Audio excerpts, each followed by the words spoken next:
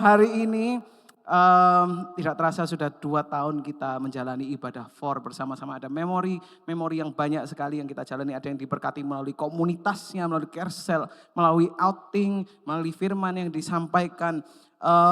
Dan satu hal yang saya persiapkan untuk hari ini ketika saya bertanya kepada Tuhan, Tuhan mau menyampaikan apa untuk firman di anniversary yang kedua ini. Saya hari ini mau menyampaikan sebuah pesan yang saya beri judul The First Fire of Revival. Boleh dibuka PPT-nya? The First Fire of Revival. Maksudnya bukan waktu kita mulai ibadah Fire of Revival ya maksudnya.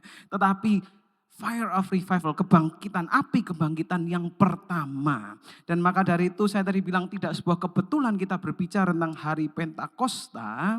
Karena kalau kita sudah belajar bersama-sama 2 minggu yang lalu bagaimana 40 hari, selama 40 hari itu Yesus setelah dia bangkit, dia bersama dengan murid-muridnya, dia mempersiapkan muridnya. Dia memberikan sebuah janji, jangan pergi kemana-mana dulu. Ada sesuatu yang kamu perlukan dan di hari yang ke-50, mereka waktu menunggu itu mereka nggak tahu nunggunya berapa lama. Mereka menunggu ketika Yesus sudah naik ke surga, mereka menunggu berdoa. Dan di situ dikatakan di Kisah Rasul 1 ayat 14, boleh dibuka? Kisah Rasul 1 ayat 14, thank you. Dikatakan ketika mereka berkumpul, mereka semua bertekun dengan sehati dalam doa bersama-sama. Dengan beberapa perempuan serta Maria ibu Yesus dan dengan saudara-saudara Yesus. Jadi ketika mereka menunggu, bukan cuma menunggu saja janjinya, tapi mereka berdoa bersama-sama, bertekun dengan sehati. Mereka tidak tahu kapan Roh Kudus itu akan diberikan, akan dicurahkan dan mereka menunggu. Dan di hari yang ke-10, kalau di total dari waktu itu hari yang ke-50 ya, makanya namanya Pentakosta. Di hari yang ke-50, maka dari itu ketika mereka berkumpul di sebuah ruangan bersama-sama dan berdoa, di hari Pentakosta itu turunlah, kalau next boleh, next ini boleh dinyalakan bisa? Thank you.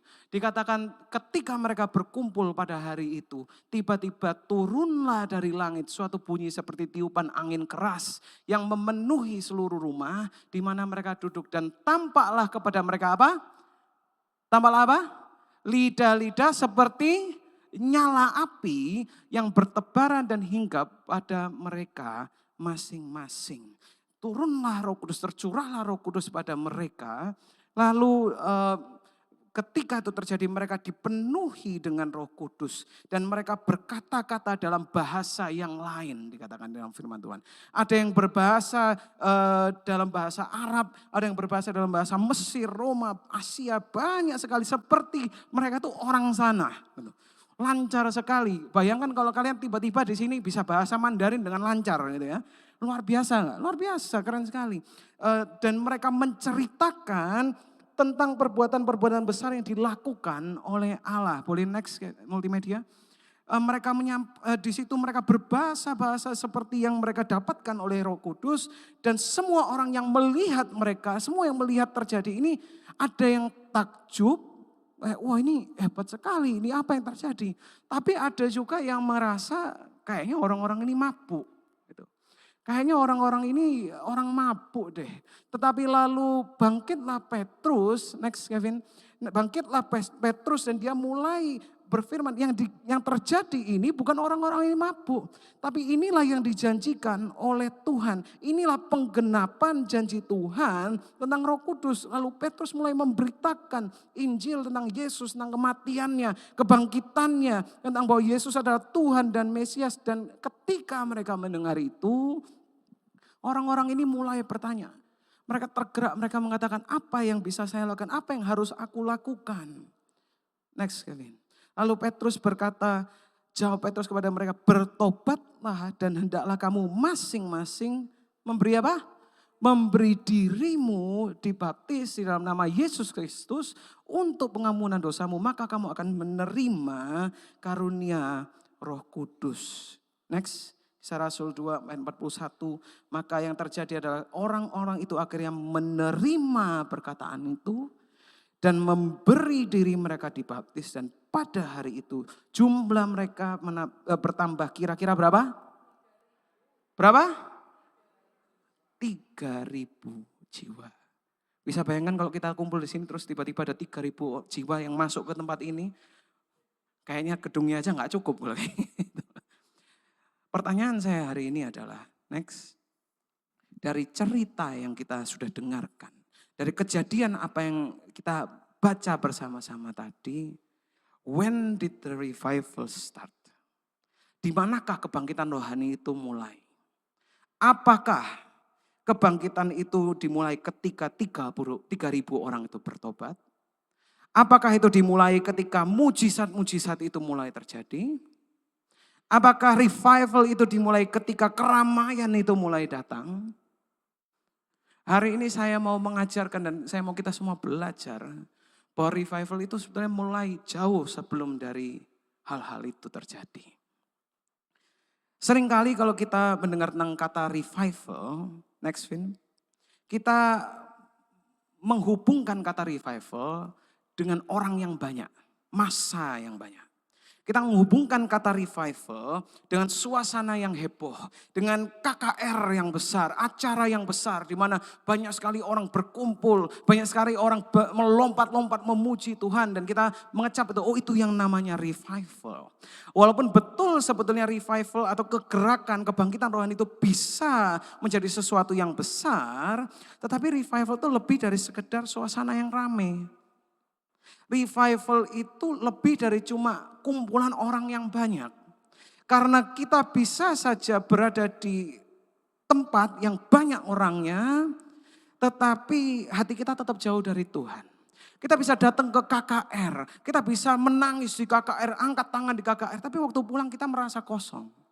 Kita bisa menangis di gereja, tapi ketika kita pulang tetap sama, tidak berubah.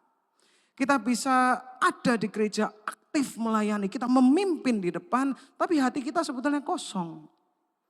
Revival itu berbicara bukan cuma tentang membangkitkan suasana, next multi, bukan cuma membangkitkan suasana saja, tetapi revival adalah tentang membangkitkan hati.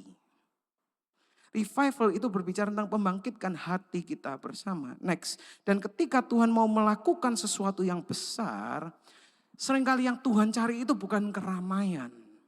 Yang Tuhan cari kalau mau melakukan sesuatu yang besar adalah hati yang haus dan lapar akan Dia. Itu yang Tuhan cari. Sebelum ada 3.000 orang yang bertobat, ada murid-murid Yesus yang berkumpul menunggu dan berdoa.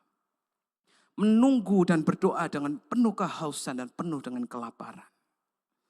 Revival dimulai ketika ada hati-hati yang lapar dan haus kepada Tuhan. Kalau kita belajar tentang kata revival, next please. Kata revival itu artinya membangkitkan. Membangkitkan sesuatu yang sudah mati, betul?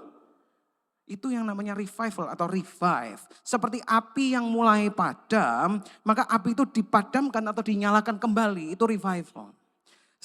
Begitu juga dengan roh Tuhan yang membangkitkan kembali hati kita yang mungkin mulai padam.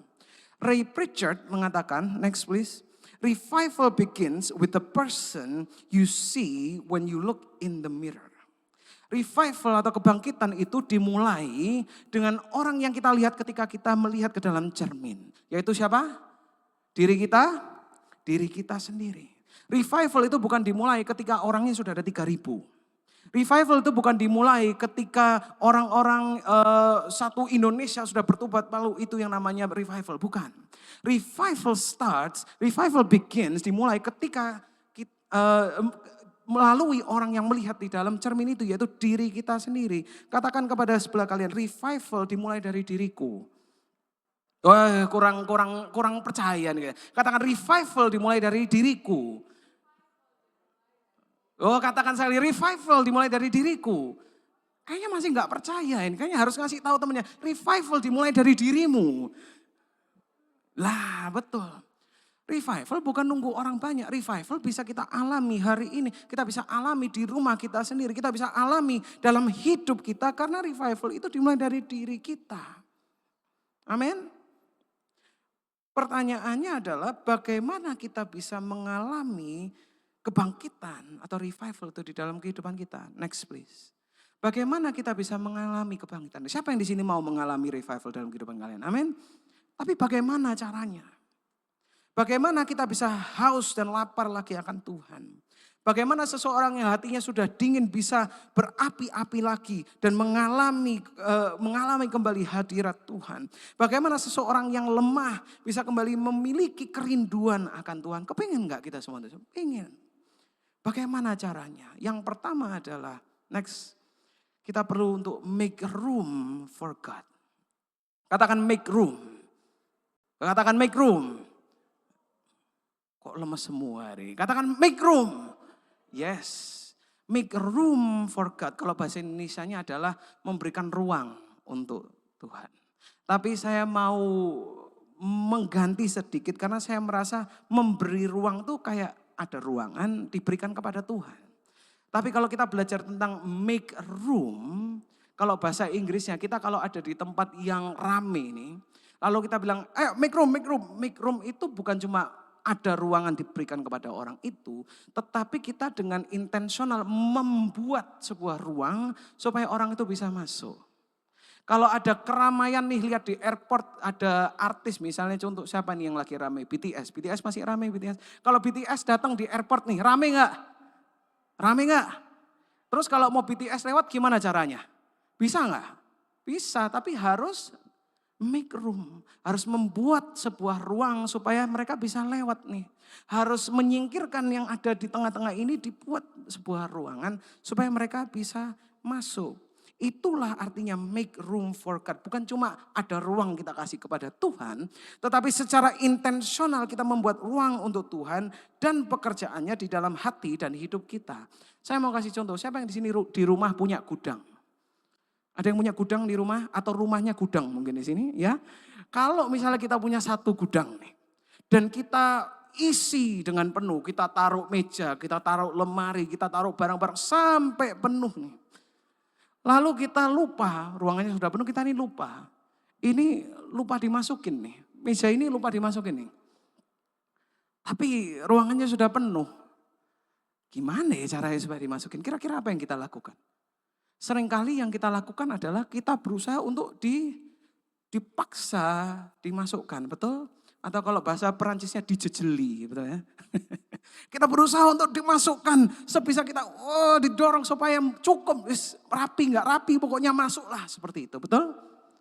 Seringkali kehidupan kita pun juga seperti itu. Hidup kita itu kadang terlalu penuh. Next. Terlalu penuh diisi dengan kesibukan kita. Mungkin itu pekerjaan, mungkin itu bisnis, mungkin itu sekolah kita. Mungkin hidup kita ini penuh diisi dengan hobi. Kalau di sini ada yang suka main badminton nih, ada yang suka sepedaan. Kayaknya aku nyerang Billy terus ini. Ada yang suka main game, video game. Atau kita terlalu mengisi hidup kita dengan entertainment, nonton dracin, nonton drakor, nonton drama India gitu sekalian. Dracin, drakor, drain dinonton semua. Kita menghabiskan waktu kita nonton misalnya seperti itu. Kita mengisi hidup kita dengan hubungan kita mungkin. Yang banyak mengambil waktu kita hubungan dengan pacar kita, dengan keluarga kita. Atau mungkin ada distraksi seperti sosial media. Kita scrolling nonstop tidak bisa berhenti. Atau mungkin bahkan pelayanan pun bisa menjadi sesuatu yang kita mengisi hidup kita. Dan kadang yang terjadi adalah kita baru ingat, iya, aku ini perlu untuk membuat ruang dan membuat waktu untuk Tuhan. Tapi hidupku sudah penuh, gimana ini? Hidupku sudah banyak acara, hidupku sudah banyak masalah. Terus mau buat ruang ini gimana caranya ya? Lalu kita berusaha untuk yang kita bilang menjejeli, Tuhan dijejeli masuk ke dalam kehidupan kita. Kita berusaha untuk menekan, oke, ini aku jadwalnya sudah seperti ini, kalau gitu ini ada jadwal sedikit 5 menit sebelum tidur. Aku siapkan 5 menit ini untuk Tuhan. Tapi yang terjadi akhirnya bukan 5 menit. Akhirnya 1 menit aja enggak karena ketiduran. Ada yang pernah ngalamin seperti itu? Hidup kita penuh dengan hal-hal yang banyak sekali. Memeluangkan waktu untuk Tuhan tapi tidak bisa. Tapi kenapa kok ini bisa terjadi? Karena kita mencoba untuk memasukkan Tuhan ke dalam hidup kita. bukan menjadikan Tuhan pusat dari hidup kita. Seringkali kita berusaha untuk mencoba memasukkan Tuhan ke dalam hidup kita yang sudah padat. Bukan membuat ruang untuknya di awal. Betul?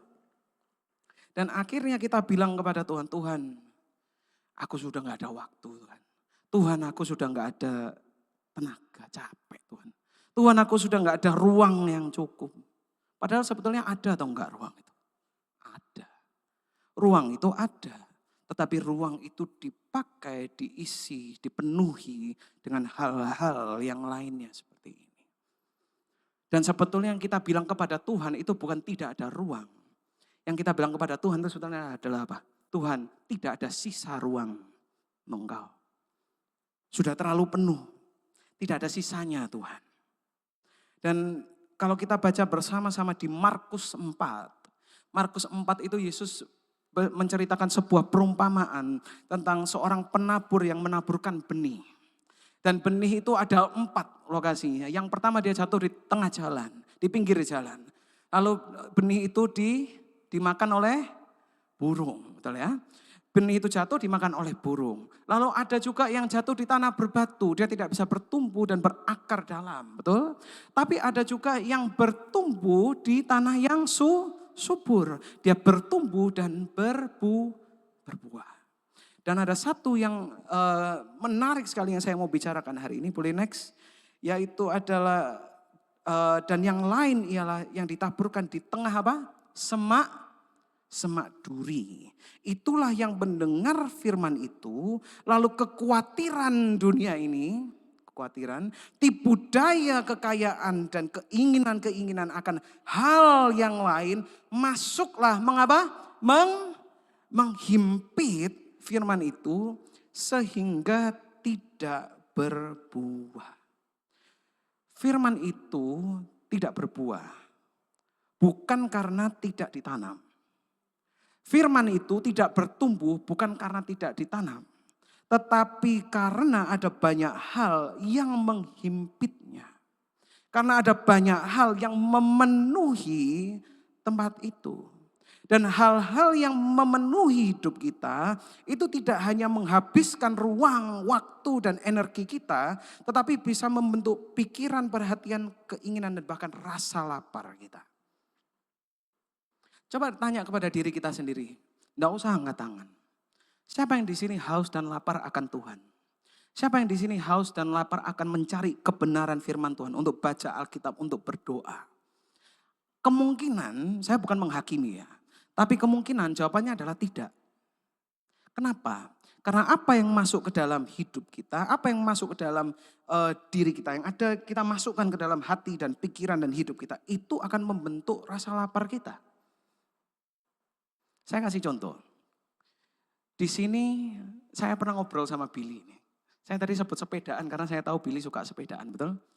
Billy pernah ngomong sama saya, kangen untuk sepedaan. Waktu itu pernah ngobrol ya. Aku kangen ya untuk sepedaan. Sudah lama gak sepedaan, terus kangen sepedaan. Apakah rasa rindu untuk bersepeda itu terjadi karena satu kali bersepeda? Apakah rasa rindu untuk main badminton, kalau sini ada yang main badminton setiap minggu. Apakah rasa rindu untuk melakukan itu terjadi ketika kita melakukannya satu kali?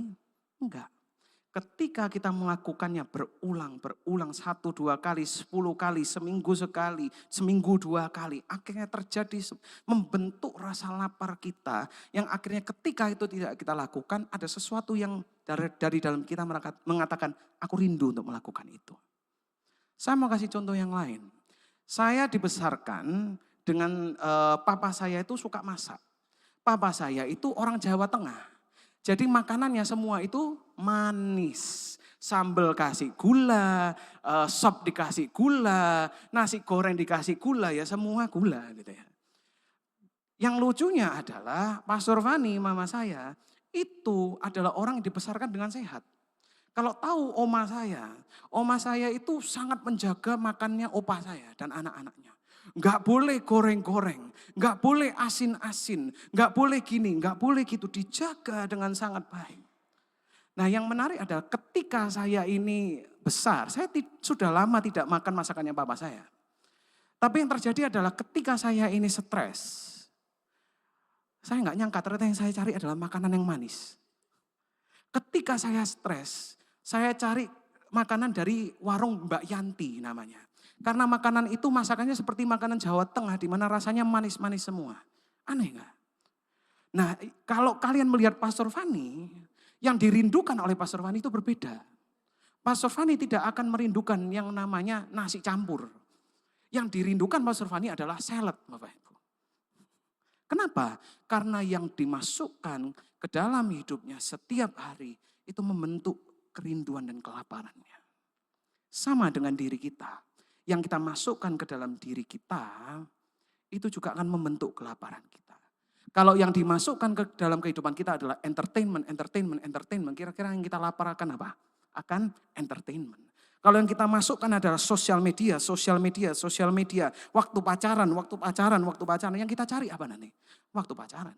Betul. Tapi kalau kita memasukkan ke dalam hidup kita firman Tuhan sekali, kira-kira yang kita harus dan lapar akan apa? Oh, kalau yang bilang firman Tuhan apa betul?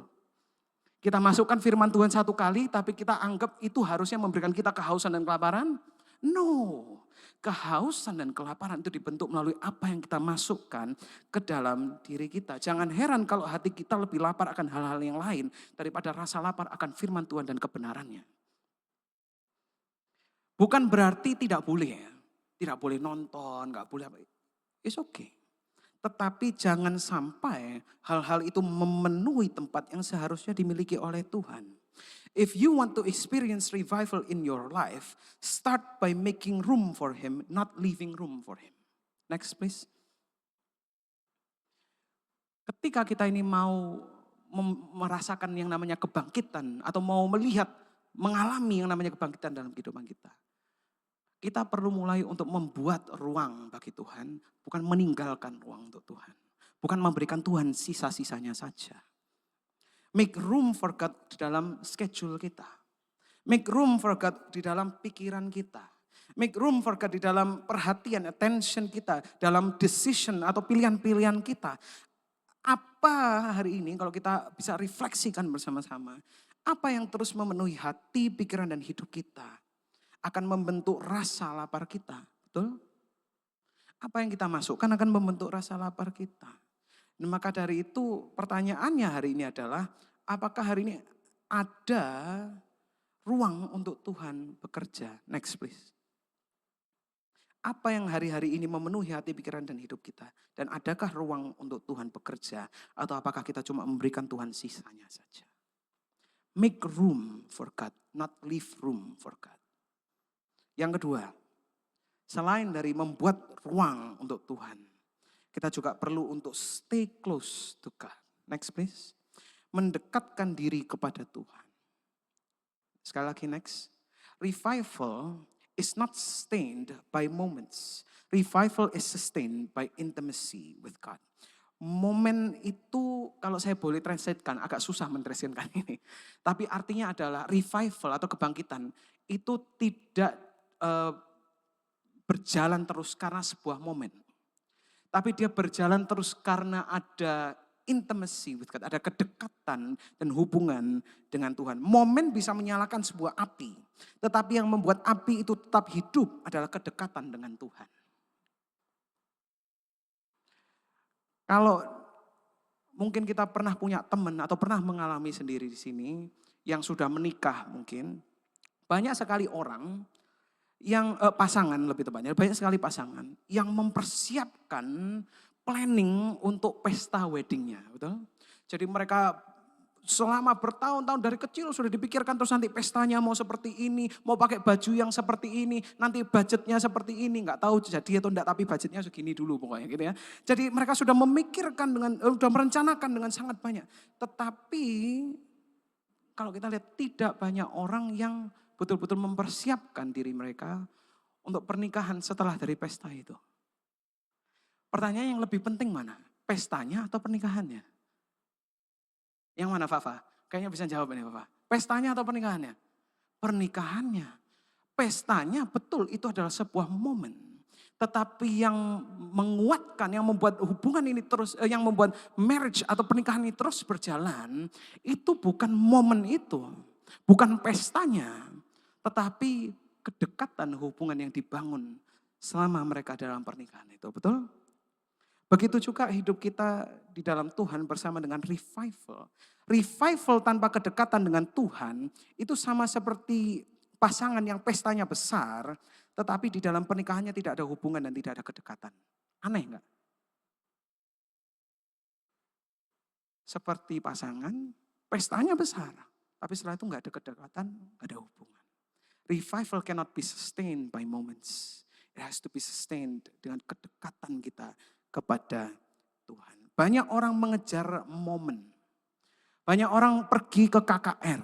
Banyak orang pergi ke retreat.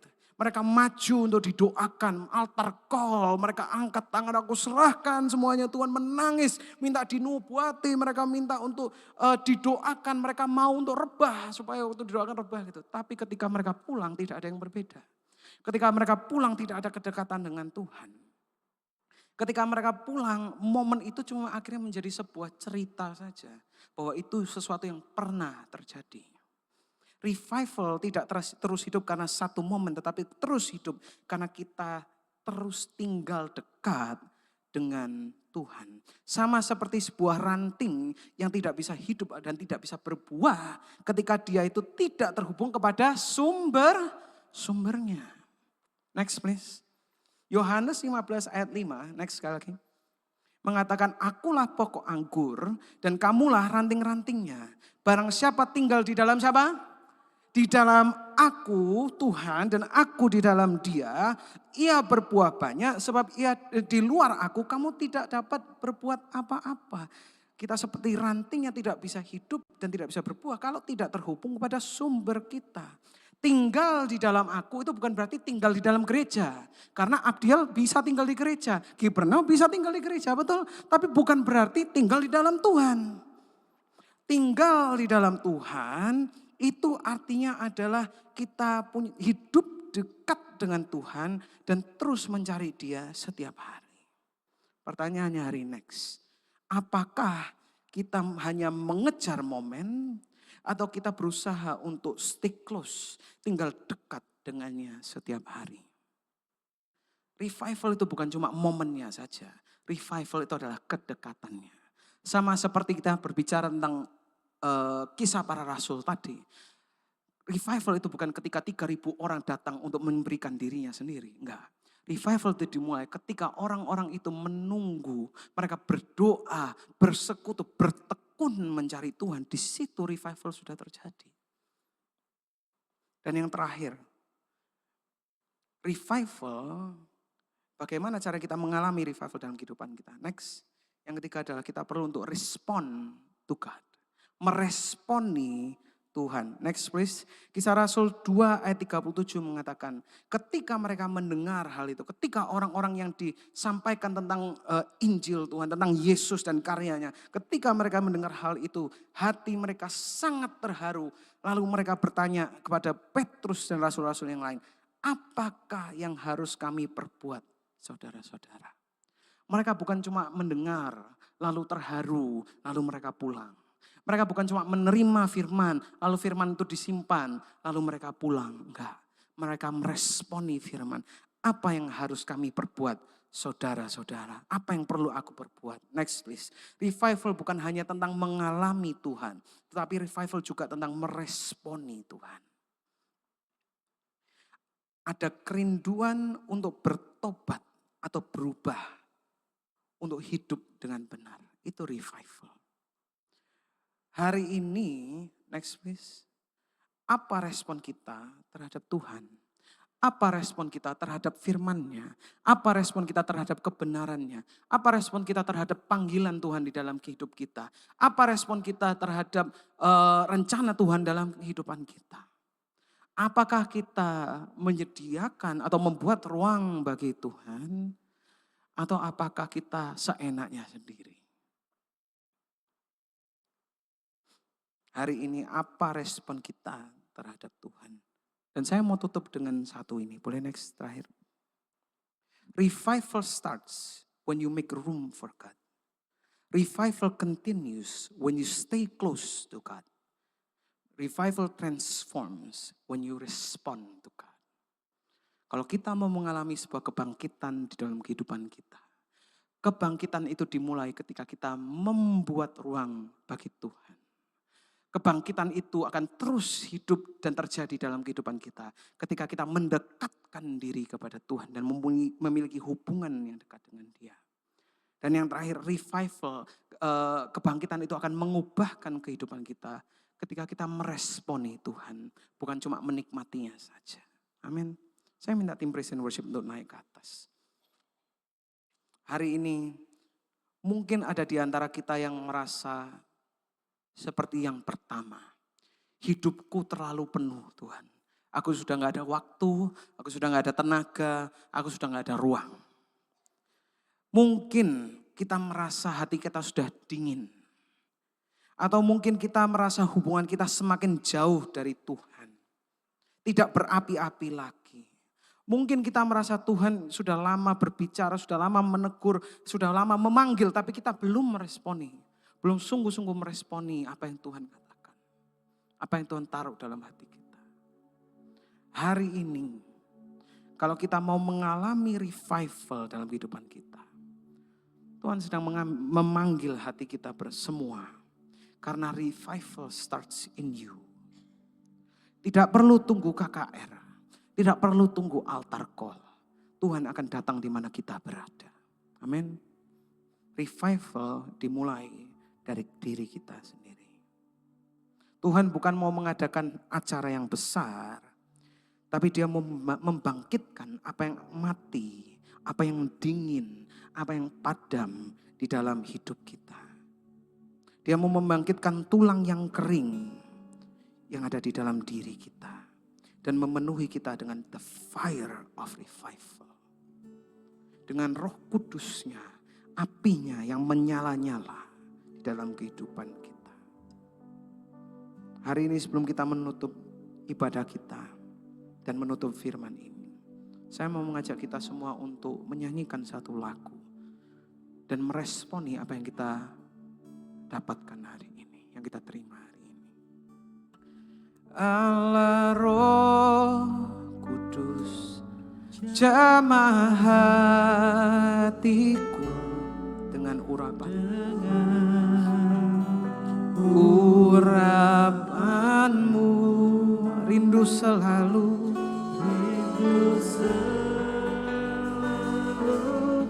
dekat denganmu, tinggal di hadir. Sekali lagi katakan Allah Roh Kudus, Allah Roh Kudus, jamah hatiku dengan urapanmu, rindu selalu denganmu, tinggal di hadiranmu. Kalau ada di antara kita hari ini yang merasa hidupnya penuh, tidak ada ruang untuk Tuhan, yang merasa hidupnya dingin, padam, tidak berapi-api lagi untuk Tuhan, yang mungkin merasa belum meresponi akan apa yang Tuhan taruh dalam kehidupan kita atau akan kebenarannya.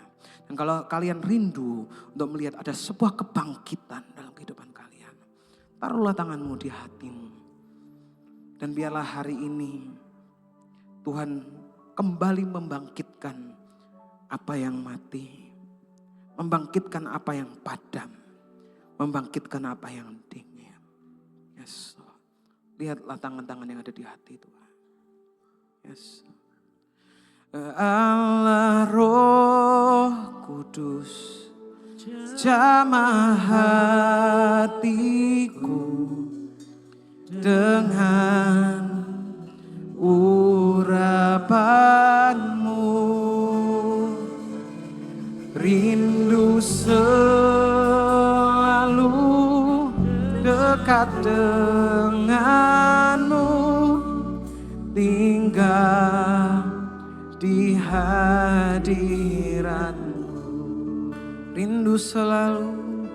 rindu selalu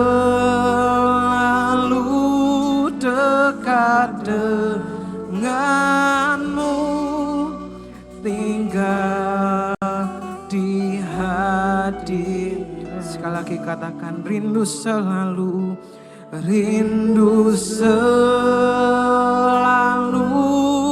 dekat denganmu, tinggal di